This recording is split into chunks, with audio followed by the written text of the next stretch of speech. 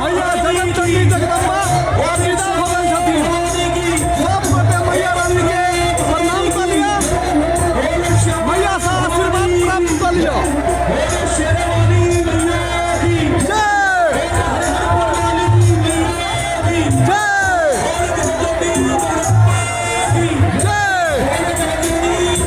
सब भक्तजन माता रानी के प्रणाम कर लिया, उनका आशीर्वाद प्राप्त कर लिया। मैया रानी विदा भ गेलखिन।